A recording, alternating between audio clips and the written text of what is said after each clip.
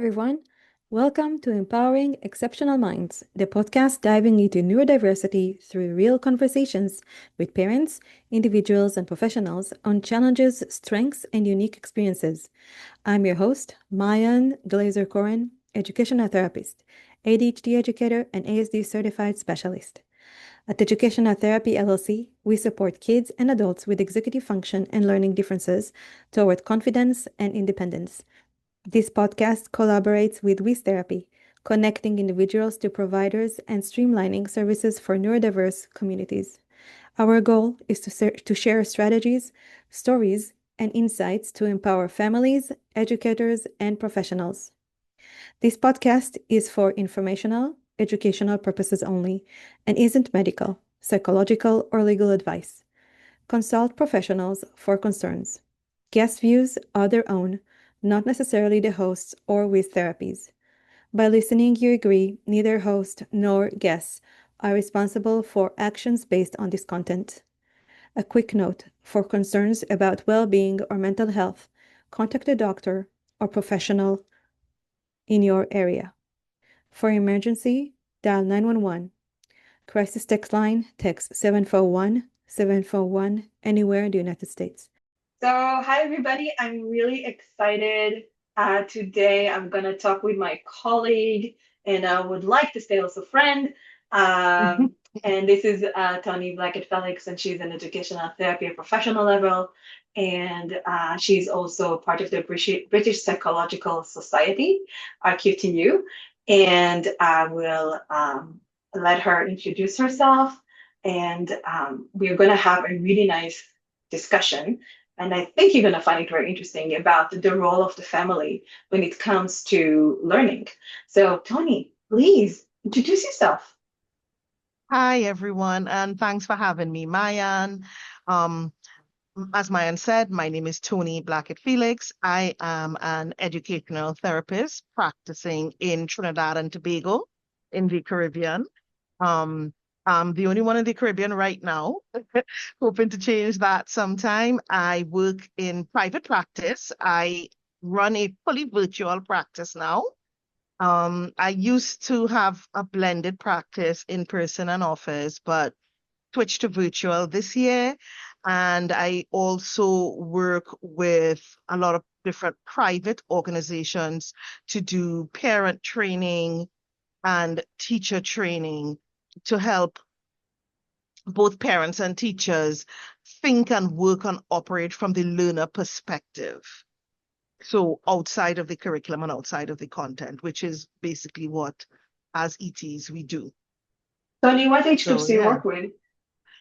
Well, because it's a fully virtual practice now, I would say my youngest would be 7, 8, because the client will have to be able to sit and attend online with little to no support, or be able to reliably get support and come back to their device. So I have found that, generally speaking, I would start around age 7. It might be the exceptional 6-year-old, but age 7 to adulthood, because I have primary, secondary, and adults in my practice. And then also, because it's now fully virtual, I work with persons who have mild to moderate difficulties. Whereas before, I would have worked with mild to severe, because then I could have worked with nonverbal populations in person. But that, of course, isn't translatable online. So things have changed a bit since the beginning of the year by virtue of working virtually. So you have a background with autism? Oh, yes. I came out of 10 years working solidly with persons with autism. I was an interventionist only for over 10 years, since 2003 to maybe 2013, 2016, working in and out of classrooms, working with after-school play clubs, in and out of school compounds. I did this in Trinidad as well as in London for a few years. And so supporting learners on the spectrum and the entirety of the spectrum was where it all started for me on this journey. And how I slowly transitioned to ET and so bring that skill set with me is that started to see the comorbidity just become a lot more frequent in clients. So comorbidities with dyslexia, comorbidities with ADHD, or just maybe a really, really heavy executive skills challenge is not necessarily a comorbidity, or there might have been, oppositional defiance or a lot of other things just compounding. And so then started to um, continue training outside of the realm of ADHD and I mean ASD and things specific to autism. So started to broaden my training, broaden my reach, and eventually worked my way up to becoming an ET. But yeah, I come out of a very solid background of working with persons with autism. So you also support students that are dyslexic, and do you have like the Orzo Gillingham training or stuff like that that can help with literacy? Yes, I have done 2 sets of training, well, 3 sets actually there. I have trained initially it was with the Trinidad and Tobago Dyslexia Association. Oh, cool. And they have some training, but they also partner with an American agency called Now Foundations for Learning. They have a couple of clinics in Florida. Yeah, in a couple in Florida, and there's a branch in Trinidad now. And so I did training there with them for visualizing and verbalizing and language processing and so forth. And then recently I would say reinforced those skills and did some training with the International Dyslexia Association California branch when that was offered through the AT. That was sort of a review for me, because it had been 10 years on, and I thought, you know what, let's do this over again, sharpen skills, see what's changed, and so forth. So yeah, definitely did training with that. Same thing when I was in London, did lots of training.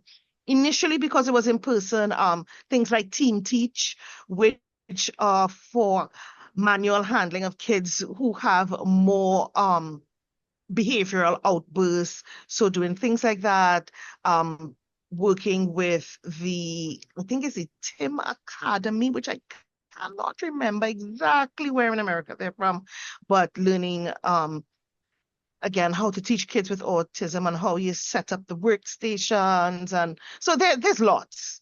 There's lots and lots of training. So it sounds like you did a lot of things related to emotional regulation, which is, I would say, A our lot. work. Yeah, our work is Yeah. very much when Yeah. we support clients, we have to make sure Mhm. that we are regulating, right, the nervous system. Yes, 100%.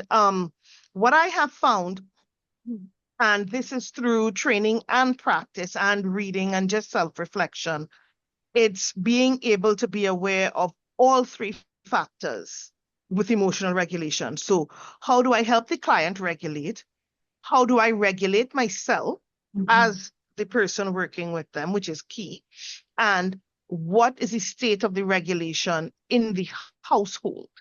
Because especially if it's a younger child that will rely on family regulation to help regulate themselves, then what is happening when they're coming in? How is the family coping and managing? Because that was something also, again, when I worked with persons with autism, working a lot in the home with families, so they understand how to create the habits, how to create the routines.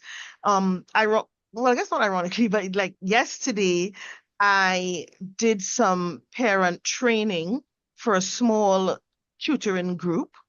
The head teacher asked, and so I accommodated that for parents understanding what are the challenges for neurodiversity and parenting. Yeah.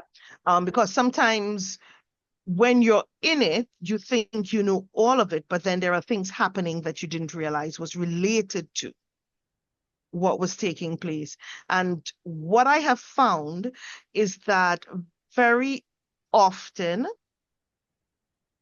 parents think that doing a good job looks like things are neat and tidy and smooth, and not realizing that doing a good job when parenting neurodiversity will look and feel messy a lot of the times. And being able to distinguish when this is the expected messiness of life and when, okay, some change is required. Because I had one parent ask me, okay, so then I need to be more organized. And I was like, well, hang on. Organization doesn't mean rigidity. Because I got a feeling that was the direction he was heading. And I was like, organized, yes, but it can be overrated.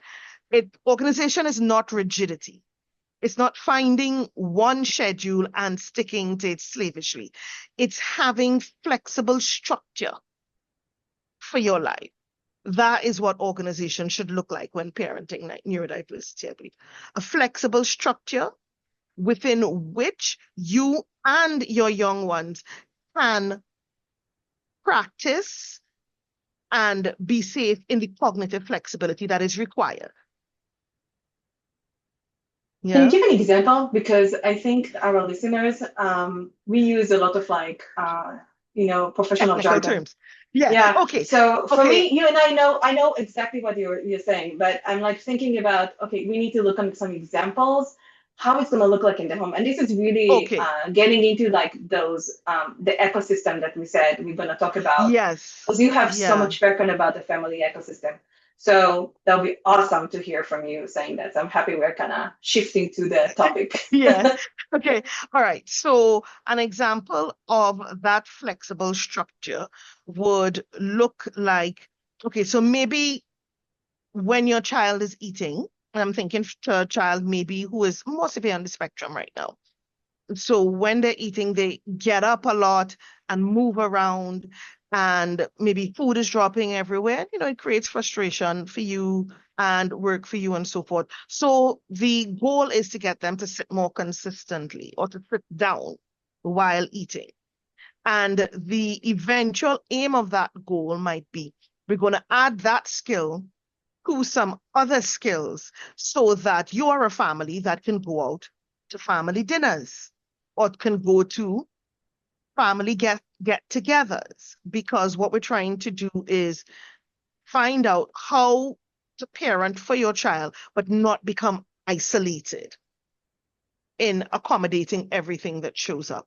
So the flexibility is not just every time they get up, sit them back down. Sometimes that can work.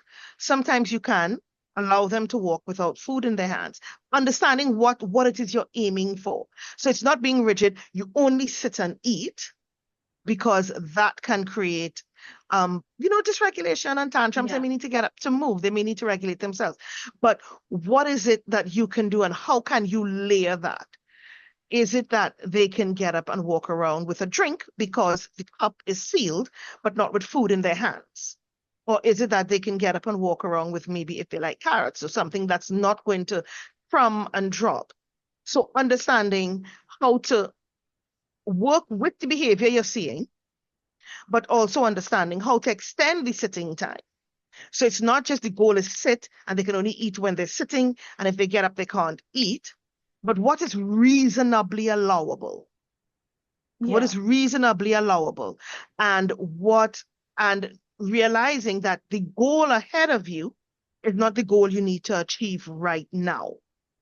Because even if the goal is, okay, you want to be able to go to family get-togethers, because maybe your family does that a lot, or you want to be able to go out to a restaurant once a month because that's something you miss.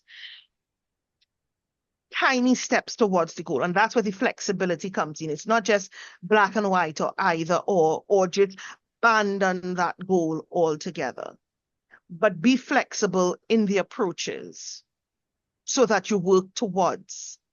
Because what you do now might be where your child is at now, and meeting them where they're at.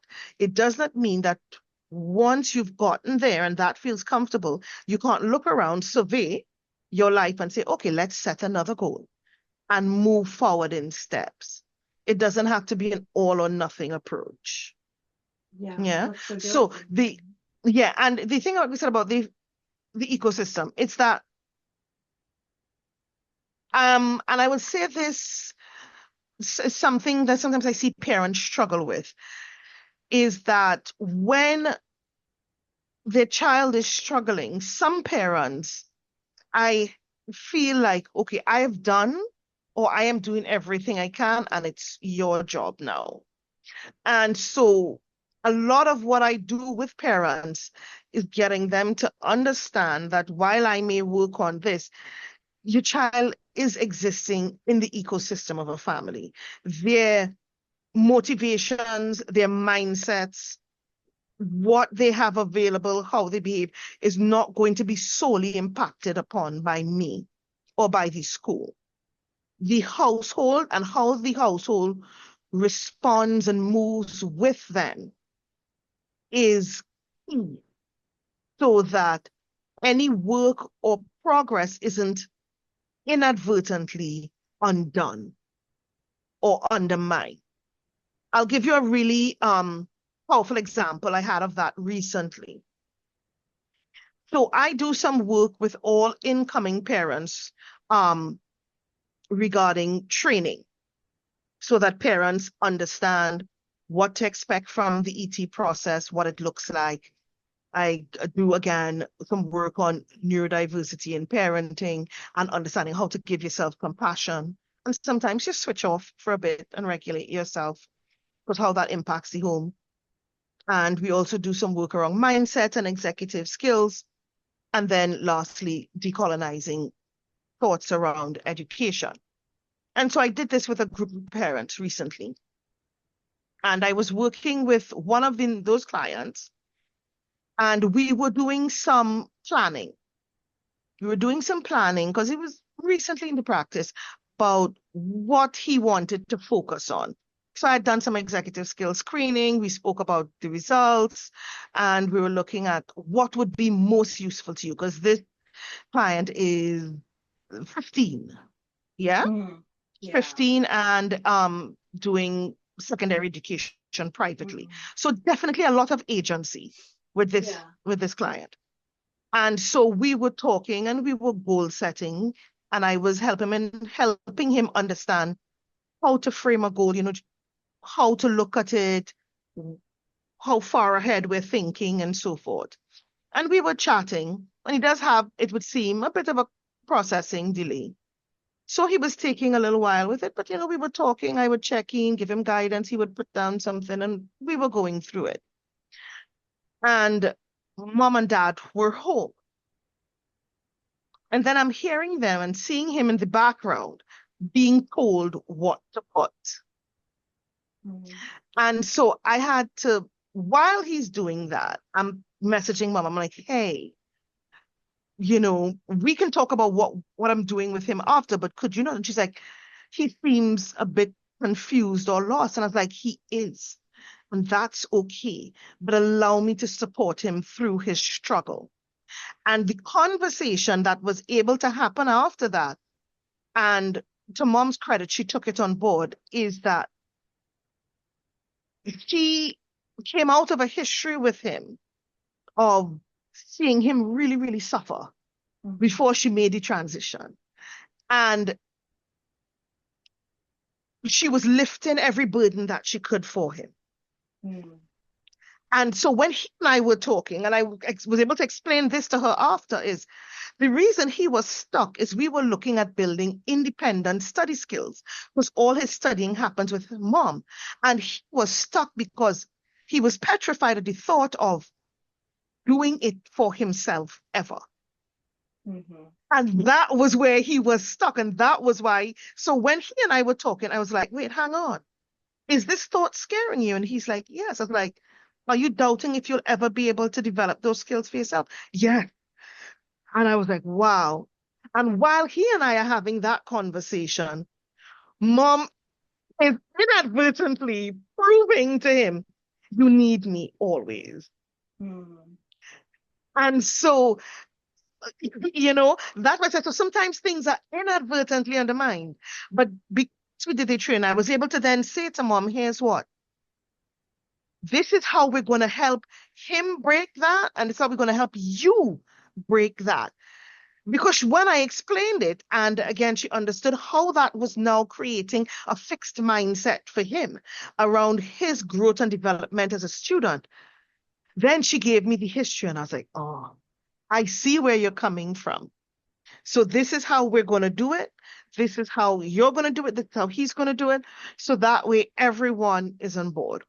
So that's what I mean about the ecosystem. Sometimes if you don't really directly loop parents in, not necessarily directly into the session and the work, because I wanted him to, because it was the first time he ever admitted that he didn't think he could do anything academically on his own, that he didn't think he could plan a study session on his own, that he didn't think he could develop a study strategy and execute on his own.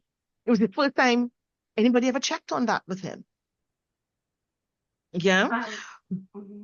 Yeah, but then allowing that space for him to feel that discomfort and say that, but then be supported both with me and at home. So I second you 100%. I feel what I notice is when these type of clients come to our sessions, this is where the parents are so anxious. And because of all the school trauma that the kids been through, and they're really afraid for the kid future. And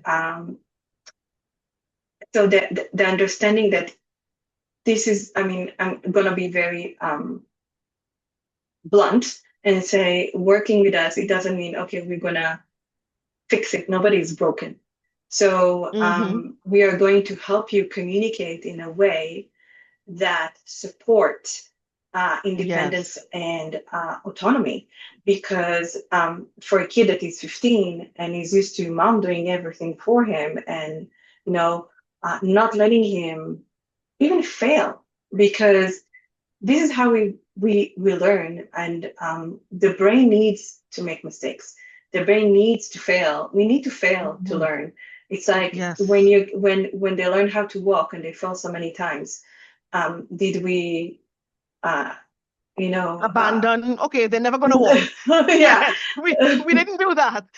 No, we didn't do that. And then it's same for every skill. And being a teen in school when you are neurodiverse, it's hard because you have the peer pressure. You see other kids and they have their own self-judgment, which affects their self-esteem. And so we're looking on enabling approaches where why it is so crucial to work with the parents as we go through that, from a way that the parents are not micromanaging our sessions and our work with the client, but also giving a little bit of trust that I always say, I just need 2% of your trust. Then that we know what we're doing and we are helping the entire family system, and that it takes time. It's a process. And and if you are as a parent, so you're not regulated yourself and you have these anxieties and trauma, we're looking on your neurons, we're looking all the things that you're absolutely right. It has to be I would say a big supported net for the client, for the child. Yeah, and that is exactly how I saw it, because what I felt, again, because I came out of, again, such a long background of autism and so forth, what I started realizing is that directly educating parents about how learning works, how it's going to look, how it's going to feel, the role of failure, and then failing better, because then we can learn and do better the next time. And not having that black and white approach of it's either an A and everything below that is a failure. Understanding that, no, you have different capacities and grades are going to be different, and that's okay. And not planning for grades. Because when my kids are goal setting, they want to put, I want to work for this grade and that grade. And that's great, okay. But we don't control markers. We don't control what the marker does, what the invigilator does. That's not a thing we can control. What we can control is our behaviors, our study habits, our memory strategies, our writing practice, our spelling skills. These are the things that we can directly influence. And that is where growth is experienced. And that is where growth is seen. Exams and grades and so forth. Yes, I understand the function. Don't get me wrong. They're necessary. But all of your identity and your worth as a student and as a teenager and even as an adult cannot be wrapped into that. It absolutely cannot be wrapped up into that. You still need to be able to give yourself a pat on the back when you did your best and got a D. We can do better the next time. But I don't want that to knock you down. I don't want that to knock you down. And I don't want your parents to feel knocked down as well. Yeah. So starting to see things a little more holistically. And so because a lot of what I hear from parents is this feeling of being ready to give up. Because so I may have had the student for a year or two, but they've been doing it for 12, 13, 14, 15 years. And so their level of frustration is greater right now. So I'm coming in and then I'm 6 months, a year, 2 months into this, and okay. But you have been feeling frustrated for a much longer period. And so helping parents make that transition into this will take time. Growth is a process. Growth is not measured forward in the gap. It is measured backward, looking at the gains you covered and changing that mindset so that the ecosystem of the family more closely matches the mindset that I am trying to build in the client. So what can you that tell is why I address the needs. So what can you tell? Yeah, you touched on so many important points that I'm like, I'm dealing with that too. So what support? I love it that you said that you have this like training that you do to help parents. How do you help them manage the stress? They are so stressed out, and like you said, they're so frustrated. What language do you use, right? What do you say? I like that you said it's a growth, it's a process. We understand. And there's also the cultural aspect, the cultural background. Some cultures are very, like you said, black and white with how we measure success. Yeah. Okay, so how I support parents in the scape of being an ET. So the first step of, I would think, the most solid support is when I meet with them, I try to keep it very, very casual. Things that I know they might be hiding, I can almost hear it. And I would say, is it X, Y, Z? And I was like, it's fine. It's fine. I use, little anecdotal stories a lot so that they understand what you are feeling. There is no shame in it. Trust and believe. I've seen it, heard it, or experienced it before. Because it can feel so isolating. So I find letting them know, look, this messiness that you're feeling that makes you feel like a failure, this messiness is what parenting looks and feels like. And so, so that's the first thing. The second thing, so when we have that initial meeting, really just being very reassuring and again, a lot of anecdotal work to have them understand this is actually a lot more common than you give it credit. It might feel unique to you because you're the only one going through it in your family, but there's lots of people in that space. Secondly is the structured parenting workshop that I do. That is 4-part, like I said. 1, being really transparent about what educational therapy is about and what you can expect and how it looks and works and what to expect from me. So that's one aspect of the training. The other aspect is understanding neurodiversity in parenting. And I look at it specifically from the perspective of what is going to be the impact on your family, impact on the relationships, and not discussing how to solve it, because that's not my purview as an ET, but understanding again what I've seen, what the stresses are. Because again, I come out of a background of autism and supporting families, like I said, over a decade. So there are certain patterns that came up. Yeah. And well, this particular module I built with a couple of psychologists, sort of just, double checking what I was doing and whatnot, and understanding how to start to question yourself, to pause, to give yourself compassion and not just react. Absolutely. Yeah.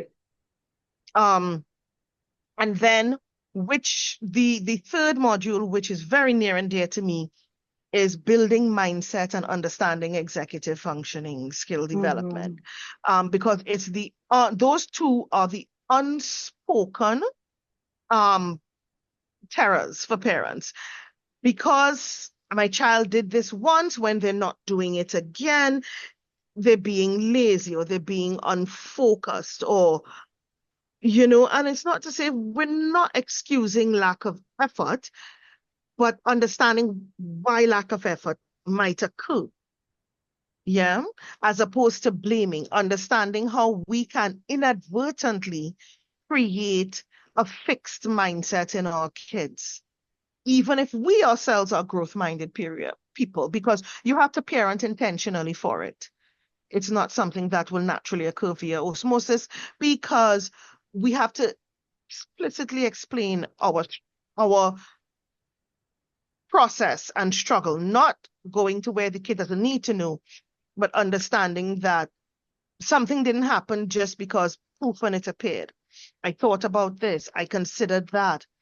These were the options I had, not just kids seeing the choices we made, but understanding the options we had and how we thought about things and what that struggle is. So they understand that internal process of thinking through and trying and failing and trying again is part of what it is to grow up and to be a student.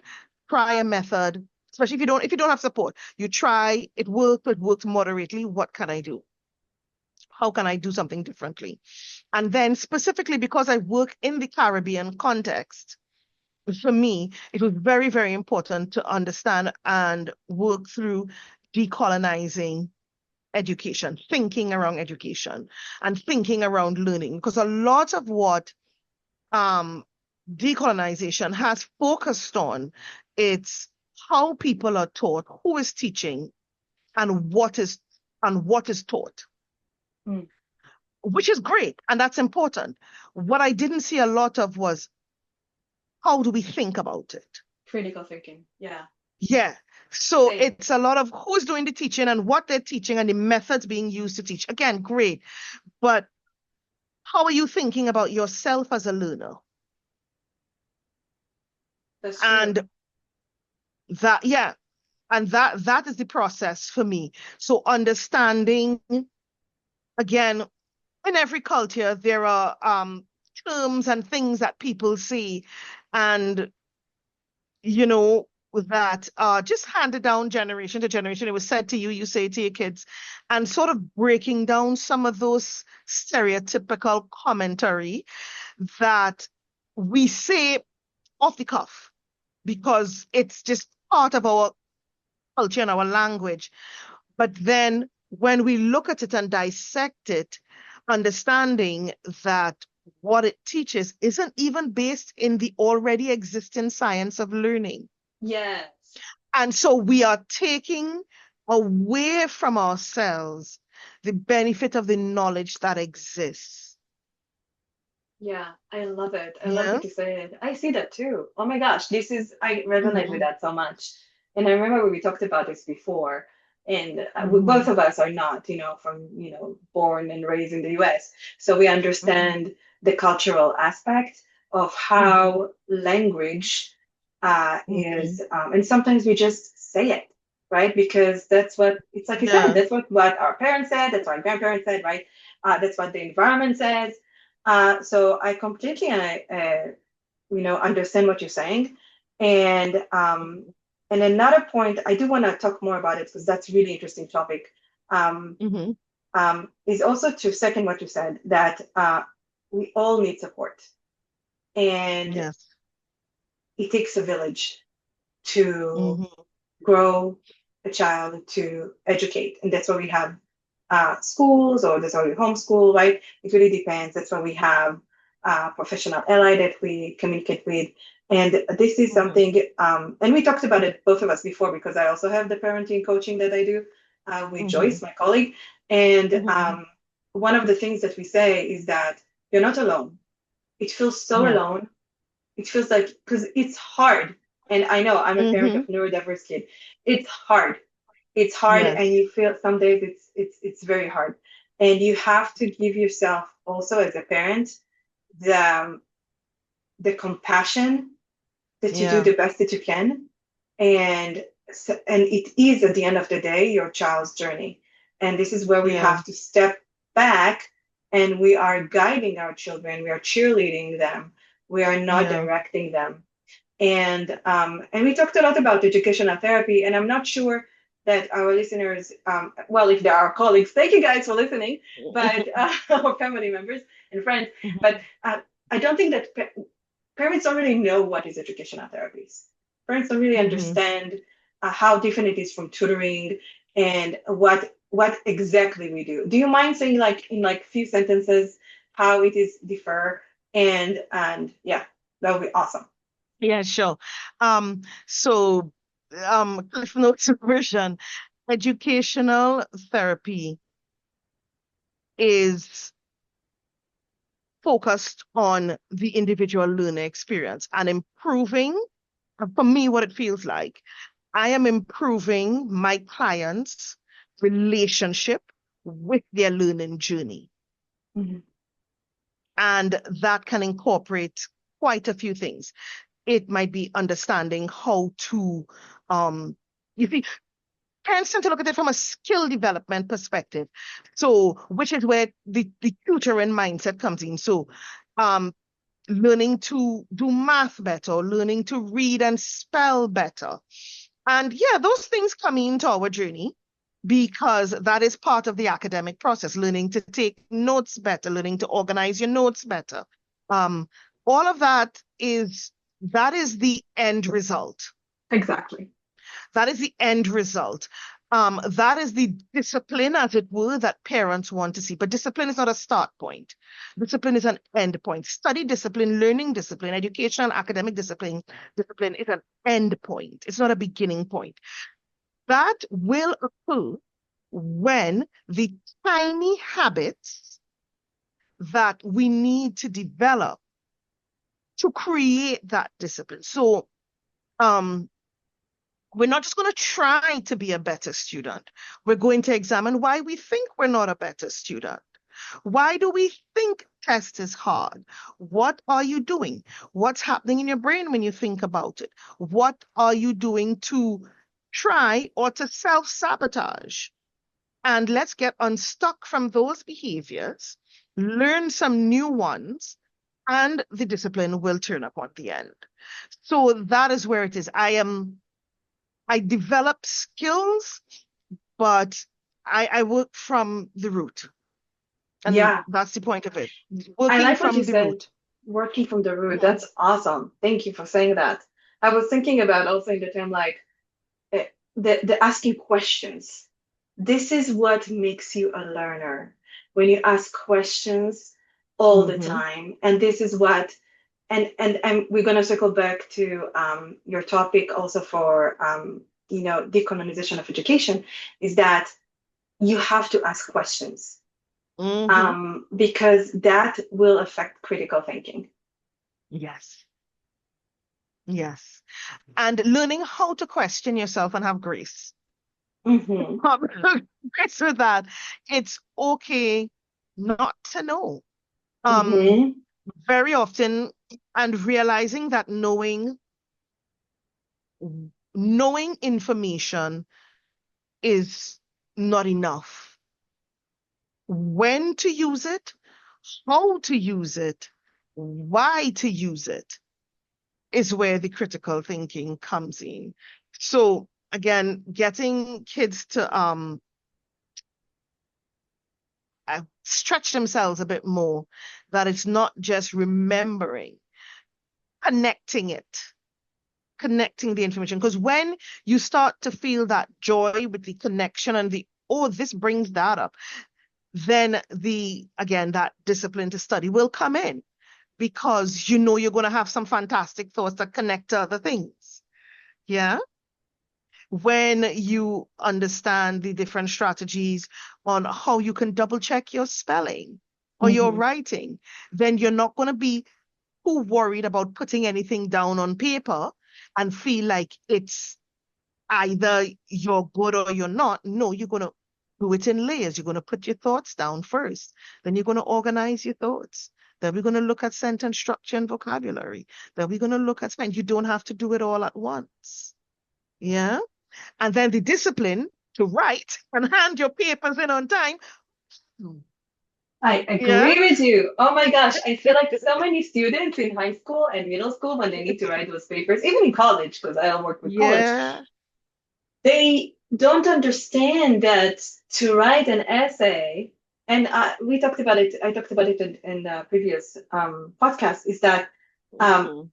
it's so heavy on the executive functioning. There are so many freaking steps to writing an Mhm. essay, and just seeing a white document or a white paper is Yeah. overwhelming, and then you feel scared and you don't know how to start, and then you procrastinate Mhm. because you're scared, so, or you don't know what you need to do. So and this looks like, maybe from a parent from the side or from a teacher side, when they are looking at the kid just stuck, is that why they're not doing anything. Yeah. And then we have like all Yeah. the other very negative names that comes with Well, it. that is actually quite, I mean, I recently had a parent tell me that same exact situation you described, where there's this white page and the kid is stuck and nothing is happening. And I recently had a parent tell me that her son was told by an educator, not a teacher, someone who was supposed to be doing some work with him, that her son is lazy and demotivated. Oh my gosh, that's horrible. It was, yes. Let's go with yes, that was horrible. And I'm like, wow, is that the official diagnosis? Lazy and demotivated. No, that's not what's happening here. And so giving parents the tools to be able to dismiss that kind of language when it comes at them. Yeah, So because that the they will. parent, yeah, so the parent understands, no, that's not what's happening here, which is again the purpose of working with the family, that your child is not lazy. People are not inherently lazy. No. Lazy is a symptom of something. It's something else taking place, and we choose to describe it as lazy. And I really, really don't like that word, especially for Black students, because there's too much of that. It's not, no, it's not lazy. There's a level of frustration that's not Mhm. being attended to, that is creating, or level of just not understanding that is not being attended to and not being given the support. And when you see that, then you label the child, as opposed to reflect on, what am I not doing, or what could I do differently But what happens to, internally with the kid? yeah, yeah, well, And that's a whole, they hear it and then they start saying it on themselves. yeah, And I'm like, whoa! I tell yeah, them I this know, word is not allowed in my office, because yeah, looking on your schedule, dude or dudette, you yeah, guys are not lazy. I can tell you yeah, that. yeah. I'm like, are you Yeah. sitting on the couch the whole day and just staring at the wall and do nothing? I Mm-hmm. mean, and even if you do Yeah. have days like that, it's because your body is telling you that you need to To rest. chill, Yeah. rest, and rest is your Mm-hmm. right. And it's not like a hobby. We need to do that. We need to rest because our brains need it in order to process information. And also, it Yeah. helps when you're overwhelmed. So when a kid is Yeah. stuck, most of the time they're overwhelmed. Yeah. Yeah. And so, but that knowledge I have found is n sometimes not with families, or it's hard for families to access it and parents to access that thinking when they are feeling stressed out and when they Yeah. themselves are feeling stuck. Hmm. Yeah.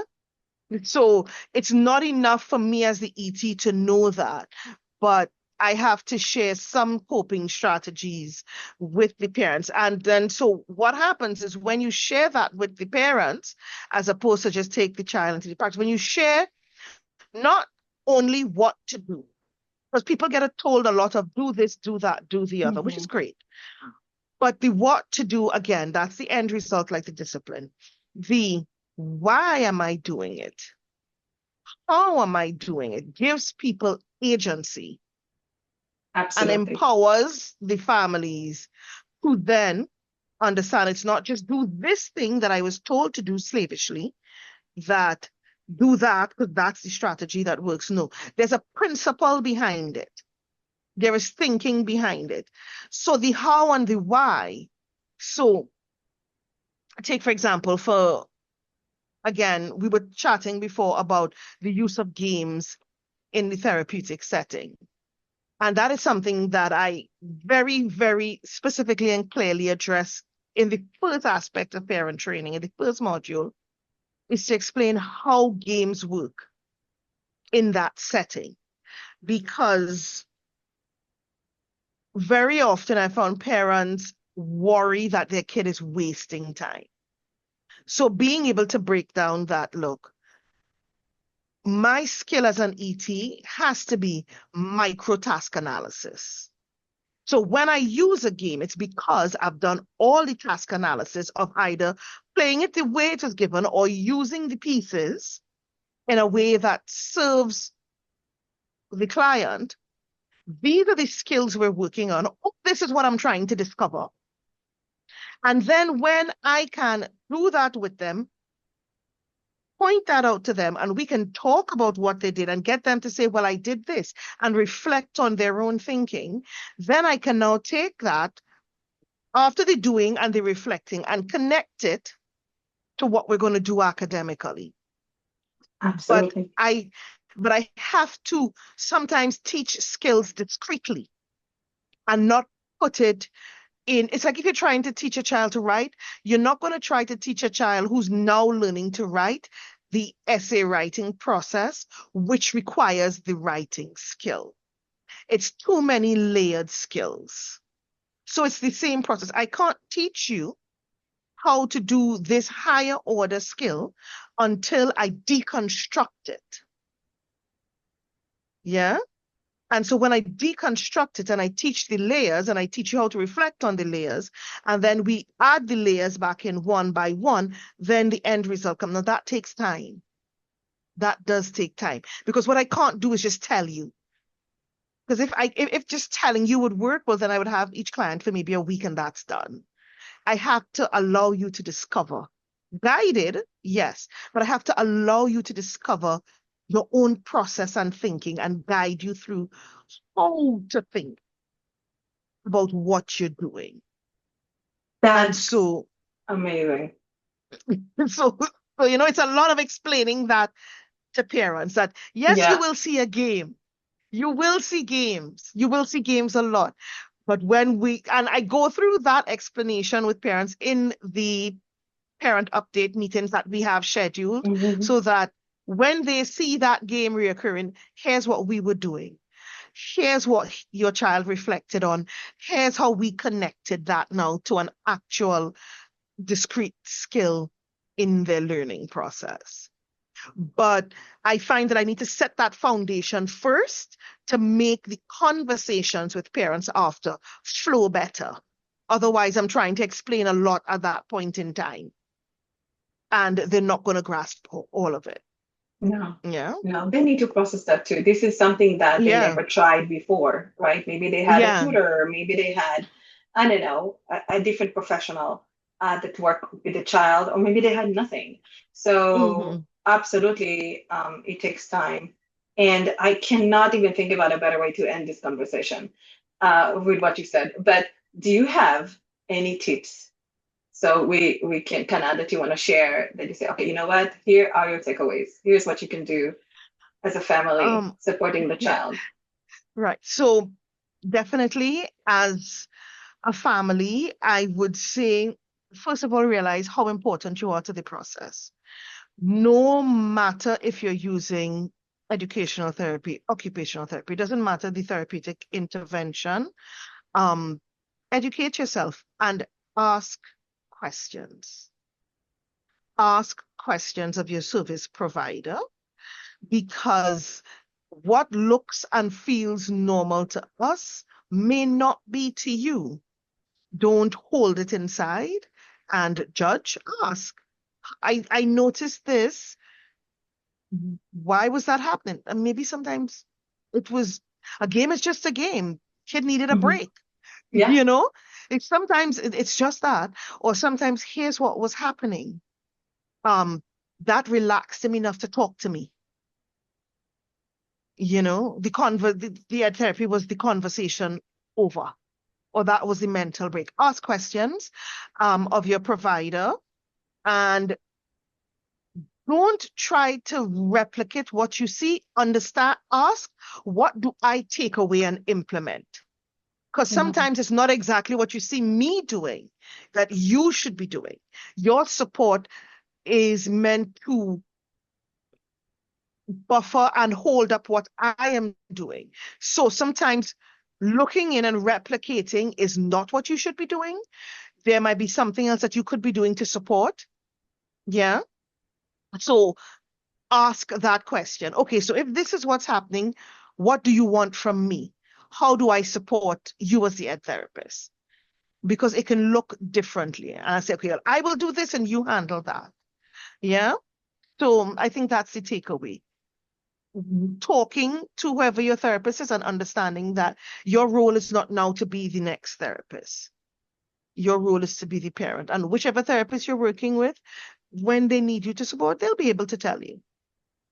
So ask those questions. Yeah, and also have the understanding that you want to find the fit, the best fit for your child. Mm-hmm. And it's sometimes not to be the person you're talking with. Sometimes you need somebody else. And believe me, this is not about our ego. Uh, Yeah. we Yeah. want the best for our clients, and sometimes it's not Mm-hmm. us, and that's okay too. Yeah. That's Yeah. okay. That's okay. I always tell my parents, if I'm not the one to help you, I can surely point you in the right direction. Absolutely. You know? Because Always. yeah. Toni, thank you so much. That was so much fun to talk with you about it. You are definitely preaching to the choir here. I loved your points about the cultural aspects and also how parents are part of the ecosystem of, Mm-hmm. not even, the family as a whole. Yeah. And the fact that we see clients maybe once or twice a week or three times a Mm-hmm. week, we are not living with the client 24/7. Yeah. So that's really Mm-hmm. important that as parents, you guys get the support for Yes. yourself Yes. also. And just Yeah. remember, it takes a village. And I love what you said, that we are, yeah, like the parent is a buffer. Um, Mm-hmm. Totally stealing that from you. With that note, So thank you to our listeners. And you can look on, if you want to have a more conversation with Toni, I'm going to put her link to connect with her on the comment section or the slides, whatever you're watching, if it's on YouTube or Spotify. But thank you and have a good thank day. you so much.